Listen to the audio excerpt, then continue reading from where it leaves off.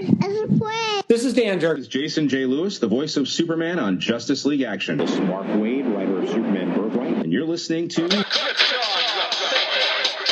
All Things Kryptonian podcast, including Superman and Supergirl. We discuss games, movies, cartoons, TV shows, and comics. Find us on Facebook, Instagram, YouTube, and Twitter.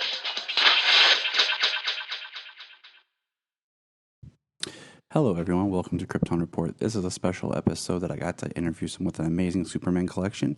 I actually put the interview on YouTube, and I hope to have more videos soon of the collection. But I highly recommend checking out the Krypton Report YouTube page to actually see some of the stuff that Roy has in his collection. Hello, I like your T-shirt. He likes your shirt? I like yours too, Tyler. Thank you. She likes hanging around. Welcome to the Krypton Report. Today's episode is a very special episode. I'm talking with someone whose Superman stuff is far past my imagination. That's right. A collection so amazing that I feel like I should just get in my car and drive right now. I am welcoming a fellow Superman fan, ambassador, friend, and collector, Mr. Roy Thomas. Welcome, Roy. Thank you. Hi, Tyler. How are you? Happy Saturday. Happy Saturday. You gotta love recording on Saturday mornings. Oh, yeah. It's wonderful. As you can see some of my meager collection behind me, but a lot of my stuff is this way. Yeah, it looks great, though. This is what I call the Cave of Solitude. Mm-hmm. My little basement room here. That's terrific. It looks great, man. You got everything well situated. You know, one of the best things my wife and I, when we found this house, was having the basement like this. That way I can put all my collectibles in an area and they're not in the way of, people coming over to the house or whatever. And right. It just makes it nice. I see you have your own special room. When we moved here, we lived in a huge house. And when the boys moved out, they got older. We moved into a little ranch. And the only thing we wanted, my wife wanted cathedral ceilings upstairs. I wanted a basement that was finished so I could bring my collection down. I didn't have nearly as much, but over the last 22 years, I've really added to it. The thing is about having the entire basement is that now we have to store all of our stuff in the garage. We don't have any extra room down here because Dad's got it all.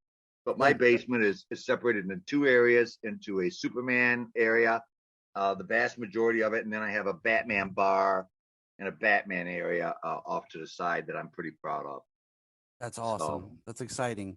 Yeah, it's funny. Like, I'm going to send you later a meme that is hilarious. It's a picture someone made. It's like a house plan, and it says master bedroom, kitchen, then it says Superman collection.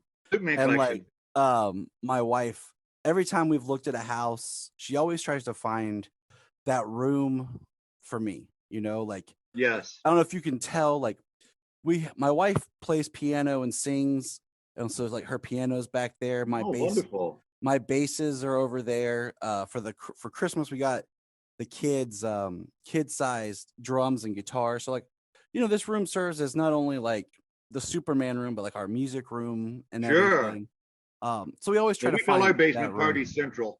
Yeah, that's why I love the basement. Any get-togethers, we're always down here. I've always got somebody over, whether it's a kid or somebody from the neighborhood or somebody from the comic store or there's always somebody over here. And we just invite them in. I sit in my art room where I'm at most of the time and talk and, just talk about comics. And the whole thing is this. I came to believe that I used to be partners in a comic book store. It's still there, but I got out.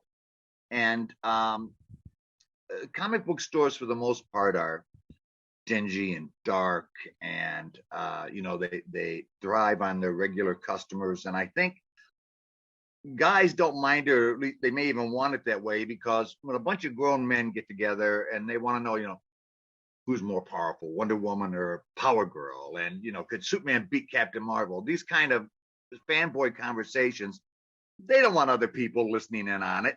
When we're geeking out, we just want to stay at our little dark comic book store and geek out on what we love and whatnot without, because if anybody else were to hear us, somebody not in the comics, I mean, they think that we were a bunch of school kids the way but I've been into Superman my entire life. Back in the 50s, there was George Reeves, and my father was kind of a rake. He, womanizer, this and that. What I learned about truth and justice in the American way and how to be a man, I learned from Superman. And today, as I just told a reporter from the Macomb Daily, there's nothing really funny anymore about truth and justice and the American way. We see it on the wane now, and it's more important than ever. And as for me, I'm proud to be a fanboy. I'm proud to be a Superman fan. I'm proud to love to draw comics. It's the true American art form. Yes. It is an original American art form, and I think it's got as much value. I don't believe in high art and low art. It's got as much value, this genre, as any other genre has. And as I say, I'm familiar with a lot of fanboys. All my friends are fanboys, and we're all happy that we are that way. I'm sure it's the same with you, Tyler. Oh yeah, art, like you were saying, I taught a middle school art class not long ago, and the kids were creating things, and they were talking about whose is better, and I was like, the thing is, art is subjective, and I pulled up on the computer. I was like, here's a picture of Batman drawn by Bruce Timm. And I'm like, oh, yes. Then I'm like, here's a picture of Batman drawn by Lee Bermejo. Mm-hmm. Same character, both good in their own way, but strikingly different in the art. Strikingly different. So I agree with you with the high and low art. The high and low art, and the thing is that I set out to draw comics. I went to Marvel. I got a work permit, and I went to Marvel at 16. And there I was an intern. I just stuffed rain holes and fetched coffee. But being around the bullpen, even though it was only a short while, because I ended up being drafted, taught me a tremendous amount just watching and learning. And went to the service, did some covers for DC, but then I went freelance. I've never looked back. I've drawn underground comics. I've drawn everything you can possibly think of to make a buck in my life, whether it's the history of the Black movement on the side of party stores, whether it's Disney characters on a basement, signs for building. I've done everything to make a buck, and it's held me in good stead to where now at my advanced age, luckily, I can pretty much handle pretty much anything that's sent to me. My card says everything drawn that can be drawn. And brother, let me tell you, Tyler, I've drawn everything to make a buck in my life. Everything. And I had a friend who came up to me, came down the basement, and he said, I had a Bat emblem drawn in my basement, but I had M&M stuff on it, and I had some Coke stuff. And a good friend of mine said, "Are you decorating or are you collecting?" And I said, "Oh, decorating, I guess." He goes, "Well, if you're going to collect, you need to collect." And just that opened my eyes. And that's when I went completely Superman and Batman. I used to have Star Wars and Hulk, and I got rid of all that stuff, put it in the basement, and decided, in the garage. And now I collect solely Superman and Batman, and it's he opened my eyes. There's a big difference between collecting and decorating. What's funny is I always joke that, like, when I was born, I came out with like the spit curl and everything. Yeah. Like, some of my earliest like pictures my mom has is like me in my Superman pajamas. Yeah. And she has a picture of me crying next to the washing machine in my Superman pajamas. Because she was washing them, and I was wanting to wear them, and I've always been that kind of like, I want to collect things, display them. Mm-hmm. My kids, when they come down here, they don't understand, why can't I touch Daddy's toys? Like, no, we don't play with this toy, and they just look at me like, what, Daddy? Are you going to open that one? No. Why not? Well, I have a 5-year-old granddaughter, and since she's been a little baby, I've allowed her to play in this one little corner right here, and she's got it piled up because my philosophy on my at least my general philosophy, my general approach to collecting was this. I knew that I was never going to be able to keep up with the guys that buy the huge hundreds of dollars statues. Yeah. I wasn't going to be able to be like those guys that sink thousands into their man cave and they build, places in airlit chambers into their wall with lights to put their figures in and all that. Everything I've done is homemade. I've done it myself. Even like this.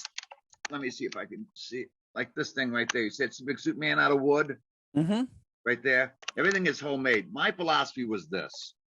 The same guy who told me, asked me if I'm decorating or collecting, told me that big pieces you're always going to have. They're always going to be, somebody's going to sell them. They're always going to be around. But the little things, the $5, the $10, the $20 things that people throw out, those things, because of their rarity and their scarcity, will become worth more money as time goes on. True story. A gentleman I saw on eBay spent $3,500 on a Spider-Man, the first Spider-Man popsicle sticks. No popsicle, but the sticks and the wrapper. From Good Humor, he paid $3,500 for. So I started going, not cheap, but I haven't spent. I think the most I've ever spent probably is $100 on something Superman. Other than barter, and I have Superman's cape that I bartered for a Wonder Woman picture. Yeah. The city of Kando, which I bartered for another picture, that kind of stuff. But as far as spending money, huge amounts, no. I just See, pause it 1 second. I want to get Sure. something to show you that I did at 11. Hold on. sure. Thank you, Tyler. Oh, no problem. When we talk about being affected by Superman as little boys, I did this at 11. My mother was the one that printed for me, and she helped me with the story. But I'll just hold it up real quick. It's 2 pages, but it's all about, if you can see it, right there. There's a little boy looking in a mirror. He's wearing a towel and his dad socks, but in the mirror, he's Superman. And this was me, a thing about me pretending to be Superman as a little boy. And I've had this thing now for 59 years. My mother protected it for me, and you can see it's all about a kid pretending to be Superman. He's been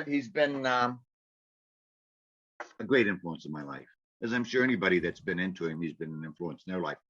I'm not really happy now with everything that they're doing to Superman. I'm a purist. It's a case of, excuse my French, damned if you do and damned if you don't. The character writers have to make the character fresh. They have to keep him relevant and current and up to date. And fanboys want that. But then the second there's some kind of change, whether it's to his uniform or to his curl, they gripe. They don't like it. Oh, what are you doing? How dare you? And I guess I'm kind of one of those kind of people, I guess. I mean, I get it. I go back and forth, you have the suit, the character, the image that impacted you, that stays with you. But it's like, at the end of the day, I don't own the character. So it's like, I can only be angry about so much. I just try to embrace anything and everything. And I mean, if something, does upset me, of course, I'll say something. But at the same time, what are you going to do about it? Yeah, like I can complain, or I can just be like, okay, and just let it go. There's bigger problems, bigger things in the world. No, so. There is. I mean, there is. In fact, we were talking. I'm mulling over. I had a fire down here in my art room in a waste paper basket, and the smoke damage was terrible. And I lost all my letters from my mom and to my mom from the Navy, and stuff I had in my bookcase, my personal letters and books and photographs and all. I lost all of my personal stuff. But once the fire, and we had the insurance guys over here, and they were kind of giving me guff over my collection. Oh, you should have had an extra writer on this. Well, I live in a $140,000 ranch. My basement's insured for $455,000, Wow. simply because of the things I have down here. They sent my Superman collection over to this guy to ozone it. He charged their insurance $80,000. Wow. Back then, when the adjuster came down, this was 7 years ago. He adjusted and he put the price of my Superman collection at $167,000. Now that was 7 years ago, and I've added a ton to it since then. Well, now I'm 70. I'm wanting to get a house up north here in northern Michigan. Because my daughter said to me, she goes, "Well, Dad, when you go, or God forbid," she goes, "I'm not going to know what to do with it. I'll dust it and stuff, but I'm not going to touch anything." I'll come pick it up. It's cool. Yeah. Just leave her my contact I'd like information. to sell it. I'd like to sell it piecemeal or as much as I can. There's a debate: should I sell it all at one time to one person, or sell it off piecemeal or piecemeal? The thing that keeps me from really right now, the big hurdle for me to sell it to a and I have said, really, we have the money, we'll take it, but they want me to catalog everything. Tyler. Oh yeah, I've got thousands of pieces. Oh, I believe it. I mean, just looking at behind you, like, yeah, it's you can see, and that's just a small part. It goes all the way to the back and around, and I've got S's on my floor, and over on this side I've got. It's insane.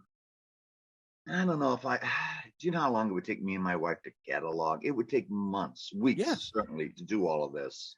Yeah, exactly. I mean, it comes down to like the one thing I've thought about with collecting. You know, you're talking about people who get the high end and keep up. Yeah. Is sometimes it's about you. Like what you like, what you want. You know, you can get trapped in the I gotta have it all, everything. And especially, I mean, nowadays there's so much that's made in variants and little differences, and they know that collectors go crazy over it. Okay, look at the Funko Pop that's out. The Funko the 12-inch. 10 or 12 inch yep. Superman. Okay, I couldn't find one, but one of my very good friends is a manager of a Myers grocery store, department store, and he hooks me up when things come in. I finally got one, but already they're selling on the internet. They sold out. And in lieu of statues, what I started doing was my own 3D kind of statues, one of a kind. I don't do doubles. I have one right here that I did just for my Superman table. Oh, that's awesome. And I've got a Superman table that my sister-in-law's old dinette set that I painted blue and red. And let me see if I got. Hold on, I'll get you one more. Hold on. Okay, sure. Admire the man's collection here. Anyone who's listening, you really need to watch the YouTube video just to see the beauty of this man's astounding collection and rarities, and just what it means to be a lifelong collector at a time before people collected. Right. Well, my good friend, my old friend Neil Adams, every year at the Comic-Con here at the Motor City Comic-Con, I see him almost every year, and we sit and we talk, and I will usually do him a 3D piece of one of his covers or something like that. His famous cover of Muhammad Ali fighting Superman. I was outraged as a boy. I wasn't going to pay $2 for that. That's ridiculous. $2. Now some guys want to sell it to me for $150, and I'm mulling it over. So what I did was I took the comic and I made a 3D thing of Muhammad Ali fighting. See if I get the light, fighting Superman. And what he did was he signed it for me. Oh wow! So now I can't sell it. Just his signature alone was more than the piece. And then I did at Alfred E. Newman. Oh, nice. Superman. And then there's this one here that George Reeves that I did. Well, like I say, I do these in lieu of statues. Buying them. I just draw my own. That's cool. And they really caught on. And I'm so busy now. I'm busier now at 70 than I've been at any time in my career. My email's off the hook. My phone rings off the hook. At any one day, I've always got 10, 12, 14 assignments, always in the rear behind me. I draw 100 hours a week, and I don't do doubles. Now I've Yeah. drawn 1,000 Supermen, but I've never done the same one. Like we were talking about Mhm. before, where different artists draw Superman and whatnot. I purposely try to get him in a different situation or a different look or a different pose.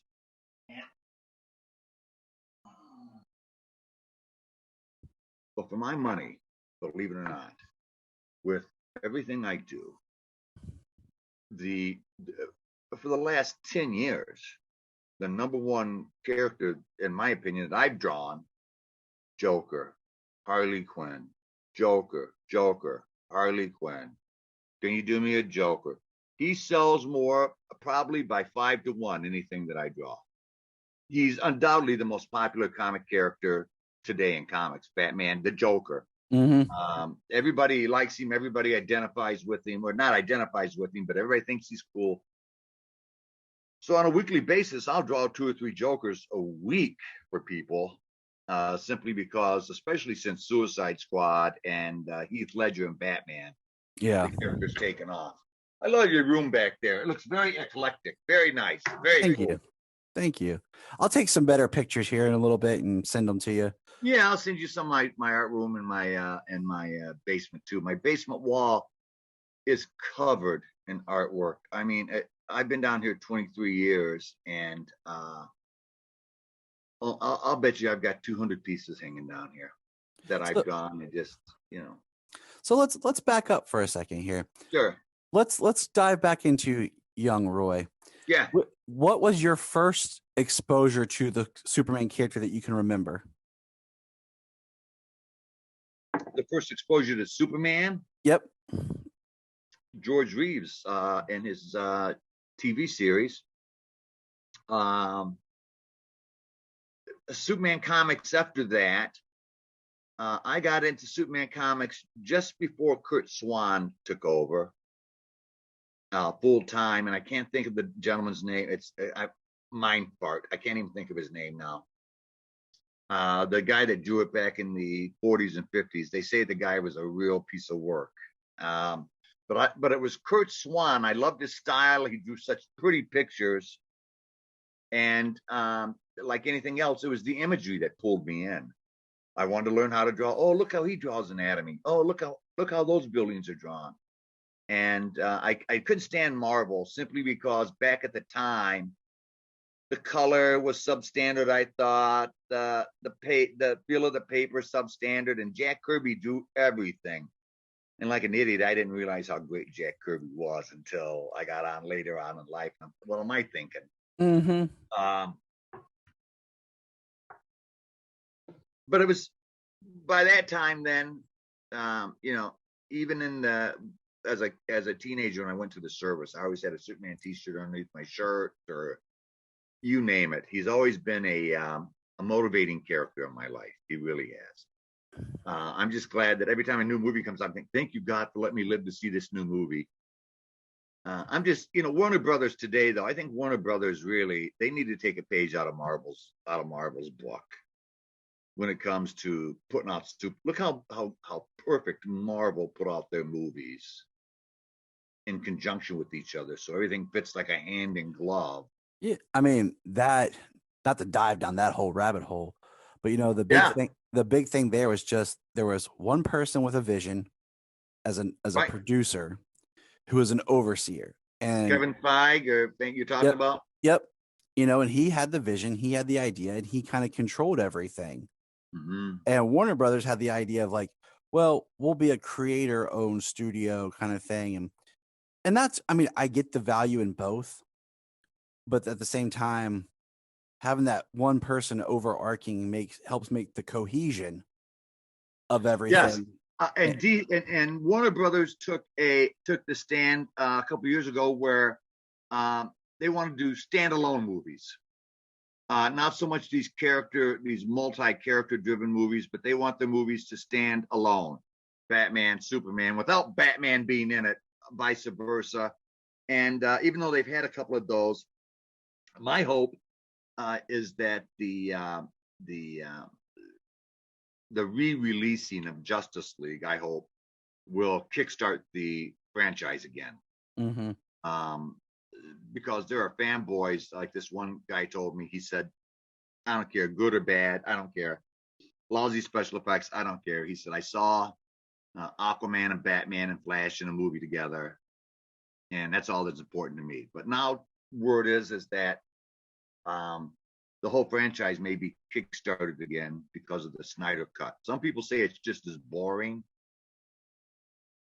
To make a 4-hour movie and then have HBO cut it up into 4 different days, give me a break.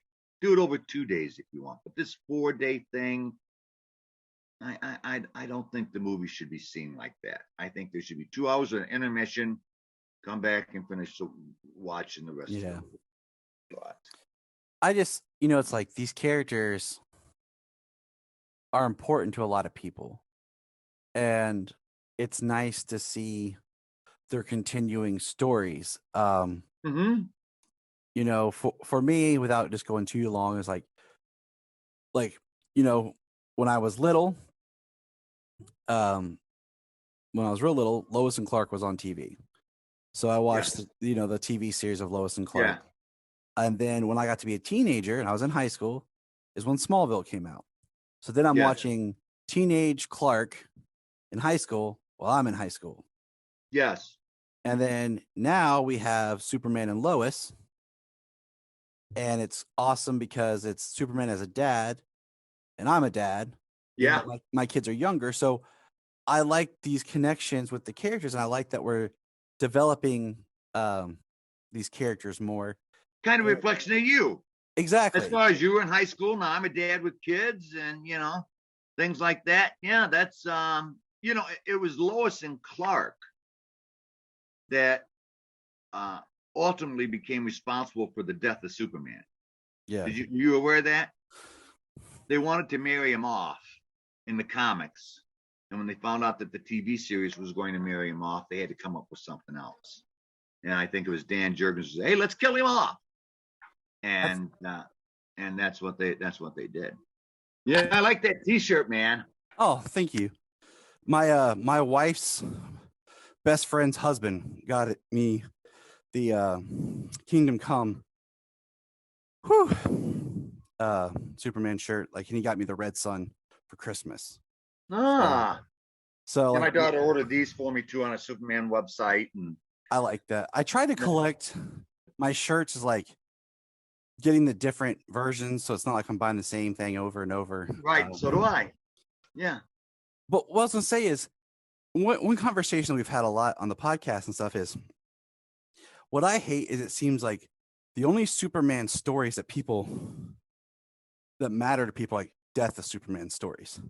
It's like everybody wants to do the death, and even All-Star Superman, which is what people think is one of the best Superman stories ever written. Yeah. Is a different death of Superman story. Yeah. And beautiful story, but again about the death of Superman ultimately. And to me, I like more of like Superman stories of like the small stuff. Like I buy a lot of stuff in trades just because it's easier, but I always like Superman Grounded Volume 1 when J. Michael Straczynski was writing it, because it was like Superman taking an interest in ordinary people and being on with people, and like the impact that he can bring in small ways. And that's something that I like seeing reflected in the character on the different shows and everything. Baby girl, they're both Solomons. He's just got to try on what fits and what doesn't. Okay. You have your own pair of pants. Okay. Mommy will be home soon. Well, years ago in the Superman comics, years ago, back in the 60s, mid 60s, they started a little thing in the back that, back in comics, you used to get a full like 15-page story, and then you get you used to get 3 stories in a comic book, and they always had a little 2 or 3 page story in the back about the character. And they started a little thing called Superman or The Secret Life of Superman, drawn by Curt Swan. And the one where he came home from the planet, puts on his smoking jacket, and he just decides he's going to try smoking tobacco. Well, I would see what these humans find in it. And he smokes a pipe and ends up crushing the pipe and all of that. But they did a lot of little stuff like that about trying to show you behind the scenes. You know, he doesn't wear his glasses at home, but that was a long time ago. And just to try to give us an idea of what it would be like to be that way in real life and have to act like, you know, like you're a regular person.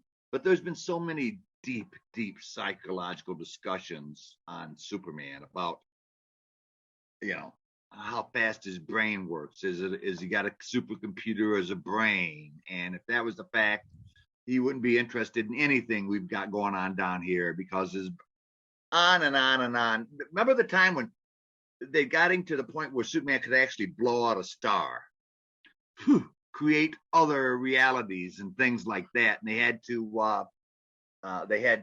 dial it back a little bit. And although I wasn't really one when they started taking his powers away, I really wasn't a fan of that. I don't think they should have put that in canon where, yeah, we're going to take his powers away from him. I don't want or need more powers, Superman would say. And I'm thinking that's kind of a mistake, you know, that's a mistake. Don't lose his power. You don't have to concentrate on everything, but him blowing out suns and moving planets and all that. But at the same time, you don't have to show up. But at the same time, don't make him weaker than what he, you know. And I would also like to see Superman in more of his comics. Of course, it'll never happen, but every now and then a crossover. But I really would like to see Superman team up or battle other characters. You see a lot of fanboy pictures. Let me show. I did this one with Superman and the Hulk. Okay. I would love to see Superman fight the Hulk. Did you ever see the? If not, I'll send you a link. There was a guy online who did like an animated Superman fighting the Hulk video. I did. Okay. Very good. Very good. Really, really well done. Yeah. Yeah, I missed like the old when they had the DC versus Marvel book that came out in the 90s. That'll never happen again. Well, you know what, Tyler? For years, and it could still be so, the core target market for a comic book publisher were young boys between the ages of 12 and 17. They're the ones that's why the women had big breasts and little 12-inch waists and long legs. All the fighting, all the adventure, because they were aimed at boys. With the price of comics today, $4 or $5, then you get the graphic novels, $20, $25. They pretty much closed off the genre to young boys as far as now they still buy comics, but for a kid, you know, when I was growing up, I could take $1 and get 10 comic books for $1. You're laughed at, you can't spend $1 anywhere. If you walk into a comic book store with under a $5 bill to buy one comic, you're going home without anything. I'm very much against that, simply because it happened when the artists and the writers pretty much took on almost free agency, to where now, you know, you get a Brian Michael Bendis. The guy's making $5 million a year. He signs a 10-year contract. Look at Jim Lee. He signed an exclusive contract. He's worth millions. Jim Lee is, and you know, I watch him often on the internet. Yeah, I would highly recommend that. I go to Jim Lee's website, and he's always drawing somebody different. And that's a very cool bat emblem you got on the side of your arm there. Oh, yeah, thank you. I also have, you might appreciate this. It's my wife. It says Jania, my soulmate, in Kryptonian, right here on my arm. That's awesome. I signed my name in Kryptonian. That is awesome. I got that done 2 years ago for like our anniversary. It was shortly after our anniversary. I got it done. Well, I went just before we went overseas. I stopped in Alameda, California, at a tattoo parlor. Me and 3 or 4 buddies, and I didn't know what to get. I should have got a Superman emblem, but I wasn't. I don't know. My uncle was in the Navy, had a Black Panther. I get a Black Panther on my arm. It cost me $7. I get the thing done. We leave, we go into a bar, and I'm sitting there, leaving the next day. Woman sitting down the 2 stools away from me, and she looks over and she goes, "Oh, I really love your otter." My otter. And she goes, "I'm sorry, is it a squirrel?" No, lady, the worst tattoo you could possibly imagine. When I see people with tattoos, I respect it, I admire it, but the pain. How do you sit there and handle that pain? Because even the little one I have, after a while, 2 or 3 minutes, it's like they've got a razor blade just hacking in your arm and stuff. I can't. See, I got that one right there. Oh, that's very cool. That one was Very. actually my mother-in-law bought me a gift card for the tattoo shop after I graduated college. It was right before I married my wife. It was actually right around the time Smallville was ending. I went and got it done. Any regrets about getting it that high? Nope. They say as long as you don't put it on your neck or on your hands, you're fine. I mean, in all honesty, I would have liked it to come down a little bit, but it's fine. Yeah. So, and then I got. See, I can't do it now because I'm an old man. I'm on blood thinners and medications. There's no way I'd bleed out if I got a tattoo now. And besides, tattoos are for the young, basically. The older you get, your skin loses its elasticity. A lot of the black tends to run or fade and things like that. So for a guy my age, I mean, nothing wrong with it, but I'd just be wasted money for me to go get a tattoo, Mm-hmm. So, but I'm supposed to go out today now. I have to hit the art store, and there are. I had a friend of mine walk in a couple days ago, and he had a Superman flying. And as soon as he walked in, I knew it was mine. And I said, "Where in the hell did you get that?" "Oh, I got it at an antique shop in Bloomfield. It was in the front window," he said. I drew the damn thing probably 30 years ago. Wow. It was an antique shop. I got it out. I bought it. It was in the front window. And the guy walked in. The guy goes, "Oh, yeah, it's signed and everything." Sure enough, it was signed by, I don't even know how I got there. Wow. But I do that an awful lot. I walked into a restaurant out in this Mount Clemens, a suburb right across this Coney Island, across from the courthouse. I walk in this Coney Island. They've got a big Superman picture I drew 20 plus years ago. I don't even know how I got there. But you go in all the neighborhood stores around here, they've all got stand-ups. They've all got pictures. They've all got where they hang them in their stores and stuff and sell them for me. I've got my stuff hanging in so many local businesses around here.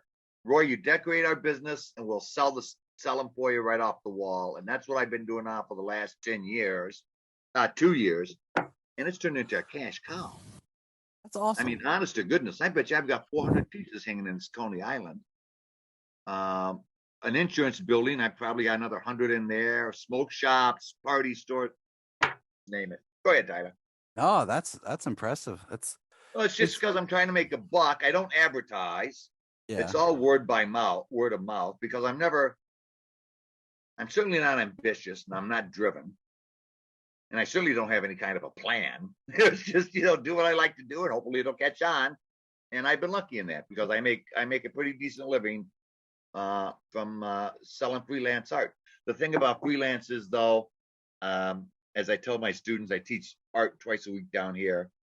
And as I tell my students, being freelance, you've got to hit every picture out of the park. You've got to hit every ball. You can't have a strike or a ball or a double. No, they're paying you. They want a home run, and that's where the pressure comes from. It's self-imposed, because you want to do the very, very best you can do for that client.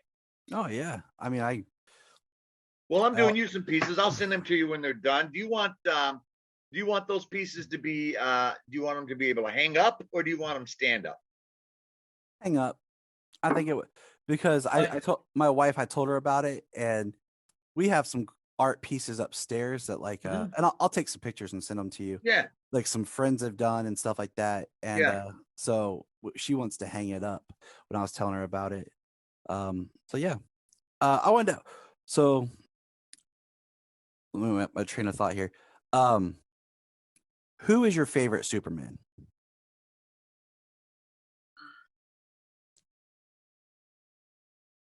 Well, they've all brought something to the role. And I agree with that. And like what I tell people when they ask me who my favorite is, I say, I picked the one that had the most emotional resonance with me. Well, that would be Christopher Reeves. That would be Christopher Reeves for me. Then probably George Reeves. I like Christopher Reeve's portrayal because he was he had a happy-go-lucky way about him, Mm-hmm. you know, and that's what I enjoy. What I don't like in Superman Returns with Brandon Routh, I don't like when Superman gets his butt kicked, and then like and I thought it was just almost an unforgivable scene is when Lex Luthor, Kevin Spacey's getting ready to shiv him with this sharp piece of kryptonite, and as they've got him around these other two guys, and he's yelling, "Oh, hello!" as they're dragging. Come on, man, come on. I mean, beating him is one thing, but then to have him yelling, screaming as they're dragging him, "Oh, come on, you guys, don't do that. Don't do that." I prefer when they concentrate on the super, but I also like it when they concentrate on the man part. Yeah. Mm-hmm. And that's what I like about Henry Cavill. He's a real man, a manly man playing that role. But he's even Henry Cavill, it's like pulling eye teeth to get that second movie made. I just read something.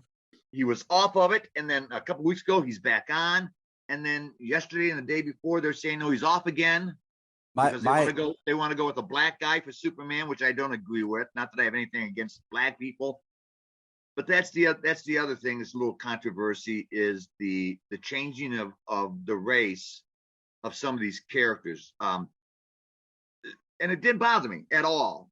But when Supergirl came out, Jimmy Olsen was DC's answer to Archie Andrews, just like Chekhov on Star Trek was their answer to Davy Jones of the Monkees. I never thought about that. It's true. Yes. And, that's awesome. That's awesome. So when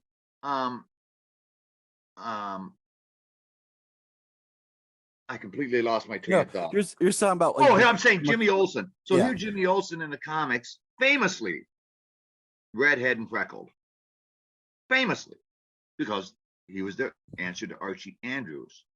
And then it seems like just by virtue of the fact that we're film, that we're a more important genre, they feel they have the license to change the characters or the situation of the characters into something totally different. So when Supergirl is talking about having a crush on Jimmy Olsen, and I'm thinking, oh, Jimmy, and then the 7-foot-tall black guy walks in as Jimmy Olsen, it has nothing to do with racist. It has everything to do with comic purity. That's if how many white characters do we see? How many black characters do we see changed to white? And what would the reaction be if that happened? You can imagine. So if it's important, and it is important, to have black, viable, believable, pertinent characters, then it seems to me it would be better if they would come up with new characters rather than changing a white character into black. I think that would be more insulting than anything else. Like I saw Morgan Freeman one time, and he said, I'm tired of people trying to dawdle us, give us our own history month. He said, how embarrassing. We don't need our own history month. Black history is history, not black separate history, but it's history.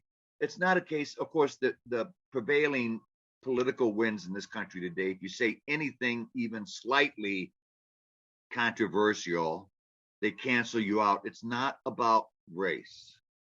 It is about just being true to the characters. If you, and rightly so, if you think black people need and deserve, rightly so, their own characters, give them their own characters. Don't change the race of somebody else to make him black. I think you water down the character that way, and you insult the audience that you're doing it for, in my humble opinion. See, my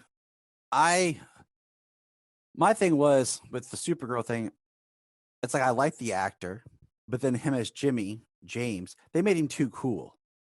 Like they made James suave, and I'm like, Jimmy Olsen's a little bit more geeky. Like I always thought He's a cub reporter.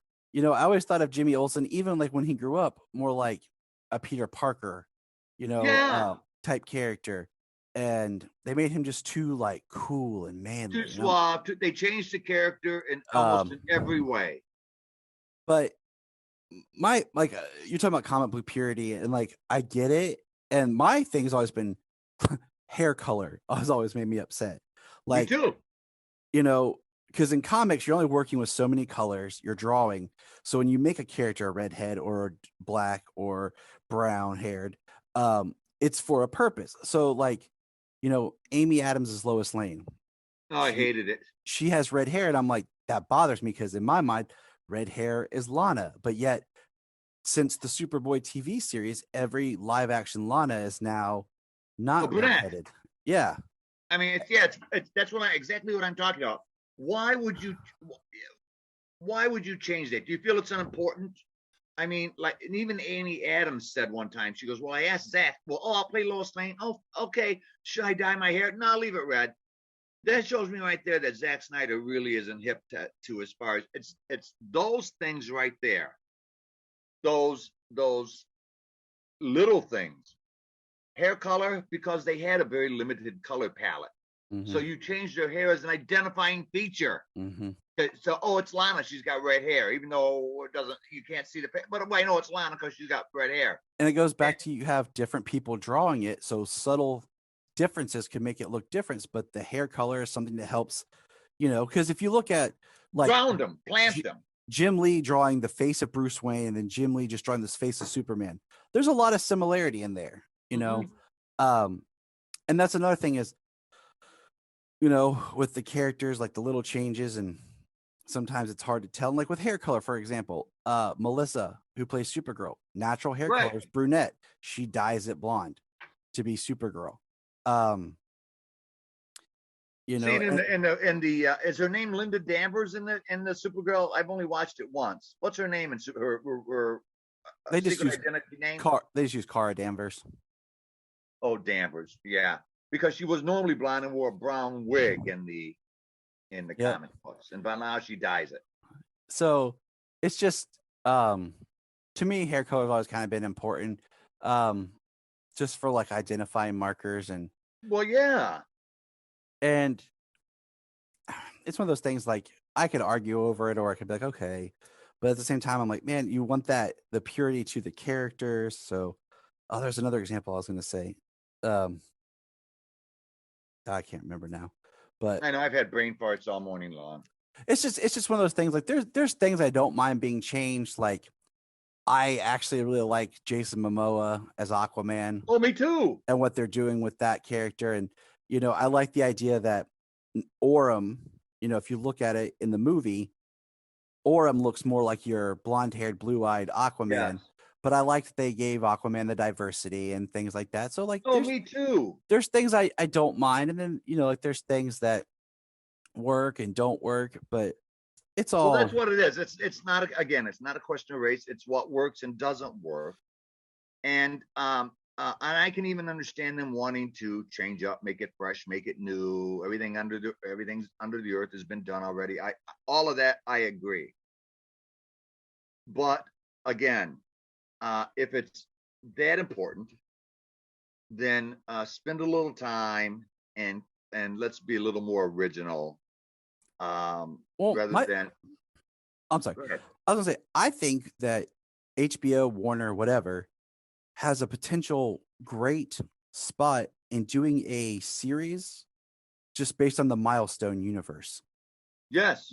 I was watching a documentary on Milestone Comics and I was sitting there and I was thinking they have these great characters like Icon and Static Shock. And I'm like, Static Shock or Static, however, they he's become more prominent, but I'm like, just listen to like this documentary. I'm like, that's a whole world that you could invest in a series and do all these characters together in a universe. Yep.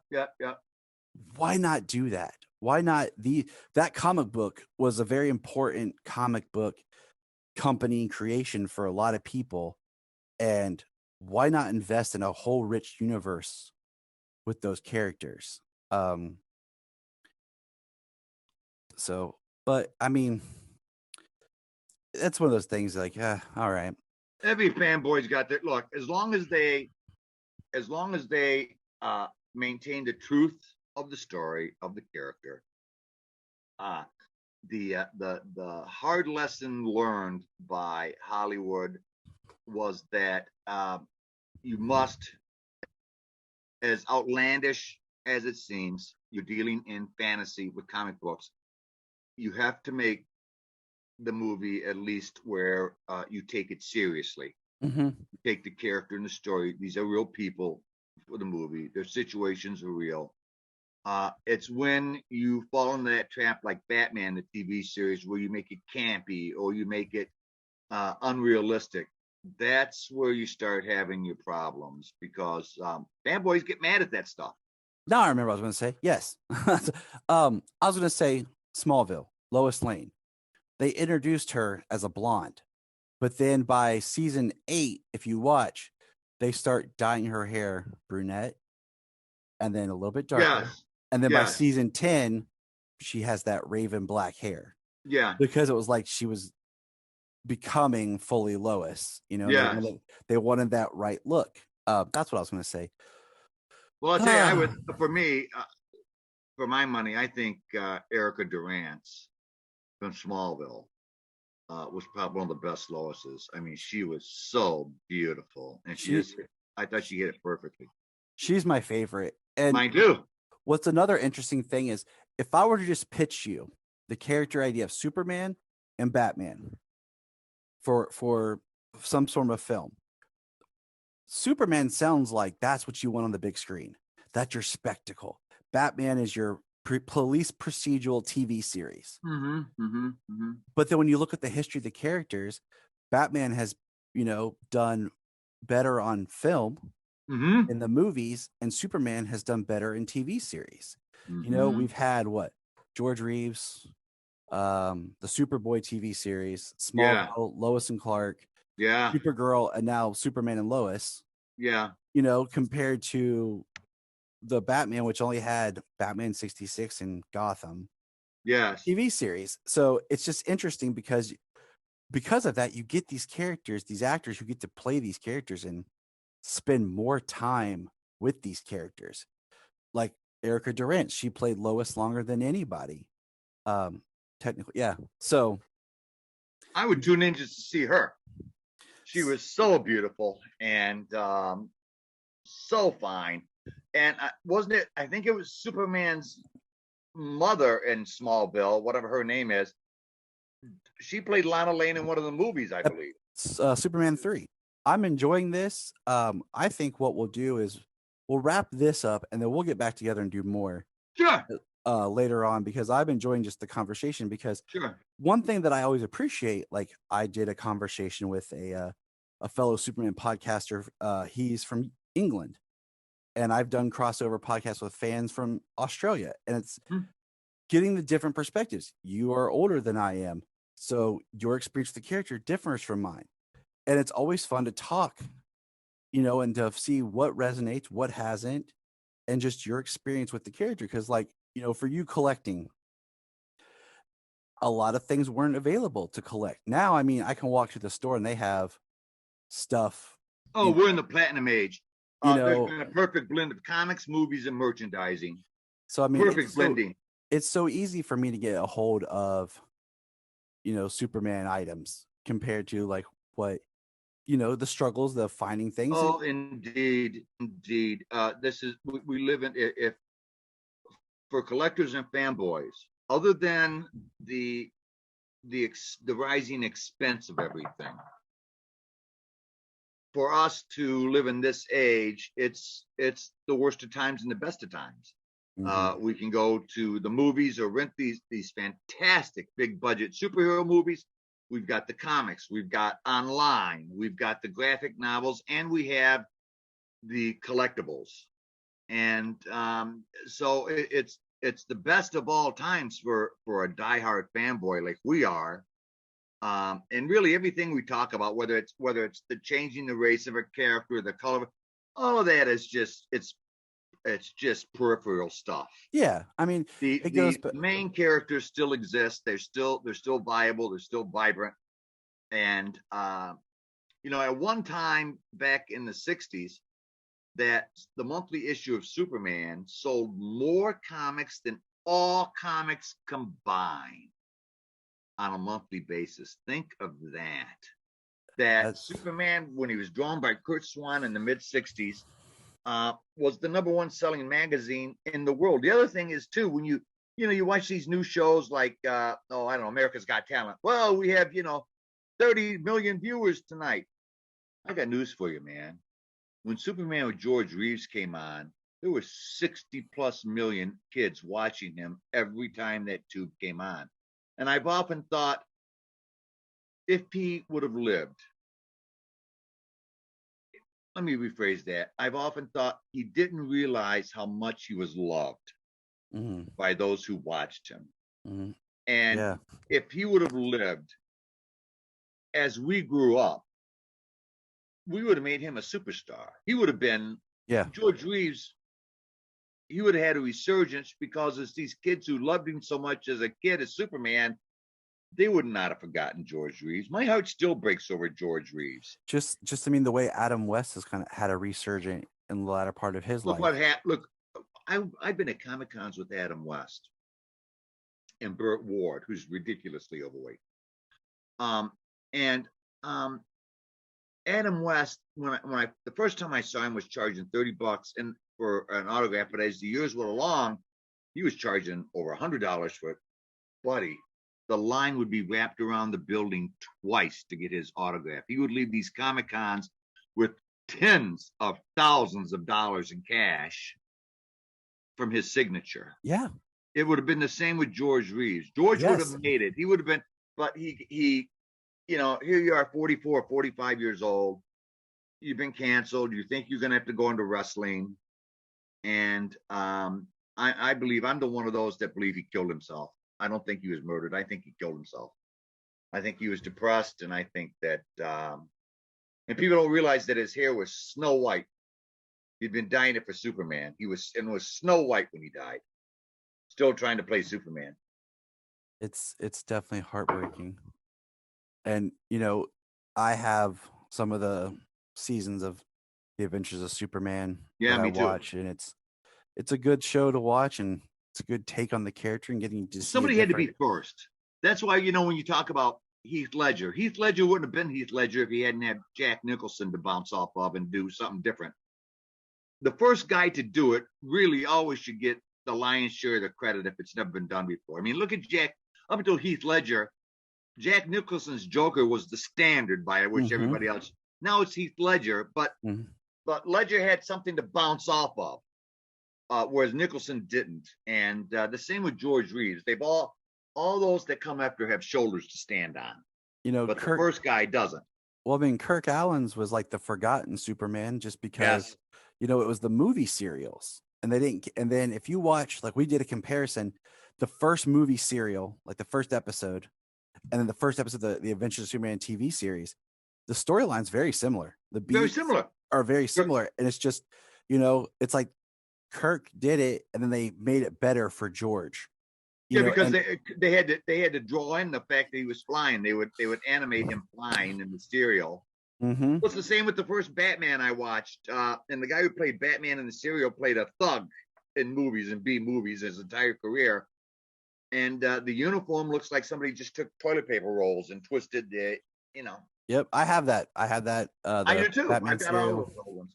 I like to collect and have the representation and look at what became before, because you can get so caught up in the now and not respect. Like, it's so interesting when I meet people who are, they claim to be big Superman fans or big Batman fans, but they have no knowledge or respect for anything other than the now.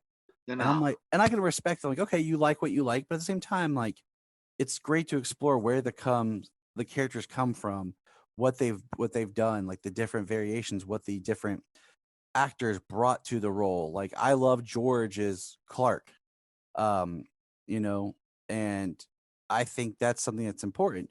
Well, that was a big question. How come George Reeves played Clark Kent as like he did? Basically, he was Superman with a pair of glasses on.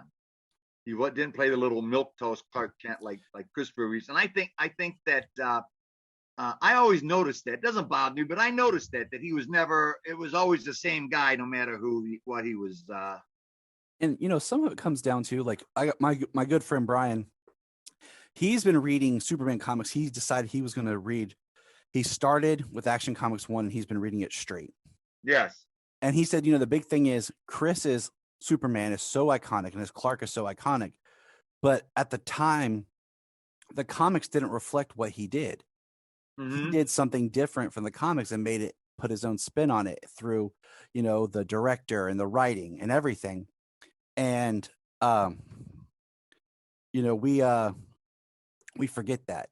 So to wrap this up, what is your favorite piece in your collection?